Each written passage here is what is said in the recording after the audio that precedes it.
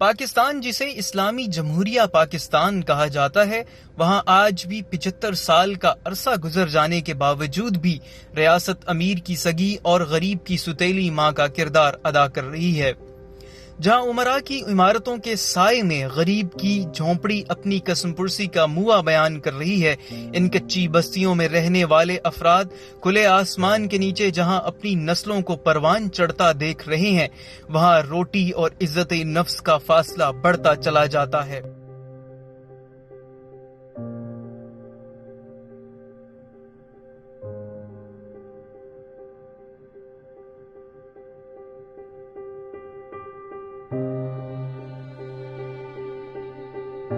خواہشات کو سینے میں دفنائے جہاں ان کچی آبادیوں کے مکین اپنی بے رنگ دنیا میں گم نظر آتے ہیں، وہاں ان کی آنکھوں میں اچھے دنوں کی چمک اور آنکھوں میں سوال نظر آتا ہے جو ہم سب سے ہے۔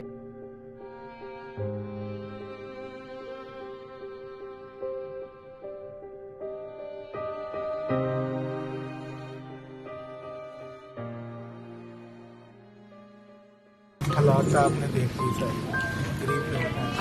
کوئی جگہ نہیں ہے سر، کرایہ دے رہے ہیں سر، جو زیادہ حالات مند ہیں، پیچھے بھی ساڈا کوئی سلسلہ نہیں ہے سر، کوئی جگہ پیچھے بھی نہیں ہے سر، ٹھیک ہے۔ اسی یہ گزارت کرنا چاہتے ہیں سر، کوئی غریب ہے ایسی ساڈے کوئی امداد کرو سر، کوئی سانو کوئی آ کے جگہ لا کے دے، ساڈے کسی بچے ویکھ کے پڑھو، ساڈے حالات سارا کچھ ویکھ کے جائے۔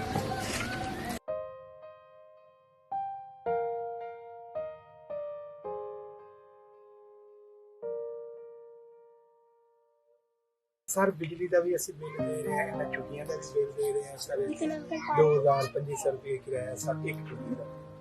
لگ جائے دیہڑی بچے جو کہ لین نہ لگے تو منگ پن کے آپ کا بچوں کا گزارا کر کوئی چیز میں جس طرح سانو دیکھ رہے ہیں سر، اسی طرح ہی ساری غریباں دی سے اس تو ساری کوئی عید نہیں۔ بچوں لے ویکھتے ہیں سر تو سانو رون آتا ہے، بچوں کی جُتی کدھروں لئیے، کپڑے کدھروں لئیے، اور سانو کھان واسطے نہیں ملتا تو بچوں کی جُتی کپڑے کدھروں لئیے دسو۔ عمران خان اسی دعاواں دے رہے ہیں جو حالات ساڈے غریباں نال اسی اے کر سکتے ہیں، ہور ساڈے کوئی ساڈے تسی بچے بھی ویکھ رہے ہو، ساڈا حالات ویکھ رہے ہو، تانوں خود پتہ سر۔ ایک ایسا سوال جس کا جواب ڈھونڈنے کے لیے 75 سال کی محرومیوں کا سفر طے کرنا پڑے گا۔ حالات کے رحم و کرم پر زندہ ان کچی بستیوں کے انسانوں کا جرم شاید غربت ہے۔ کیا ہم ان انسانوں کو زندہ رہنے کا حق دے پائیں گے جہاں کھلا آسمان، بدبودار معاشرت اور ذلت کا نوالا ان کے مقدر سے ختم ہو جائے گا؟ کیا صحت، تعلیم اور عزت نفس ان کے ہاتھوں کی لکیروں سے جو شاید مٹ چکا ہے انہیں دوبارہ مل سکے گا؟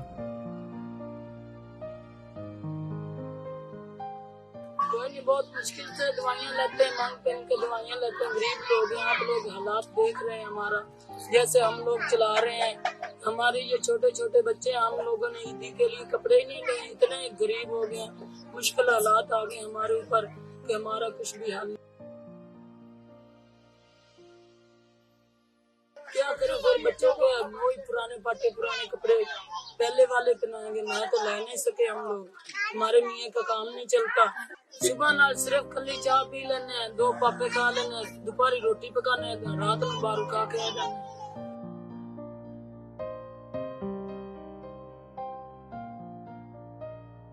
ہزاروں کی تعداد میں یہ پاکستان کے لاوارث شہری اپنے حقوق کے منتظر ہیں، جہاں یہ بھی سر اٹھا کر چل سکیں اور ان کی نسلیں بھی اس کل کی محتاج نہ ہوں جس کی محتاج آج کی نسل ہے۔ شاید ان کی پلیٹ کا نوالا اور تن پر کپڑا ریاست مدینہ کی پہلی اینٹ ثابت ہو۔ ہمیں سوچنا ہوگا کیونکہ یہ کچی آبادی احساس کا وہ تماچا ہے جو اپنے سائے میں بلند عمارات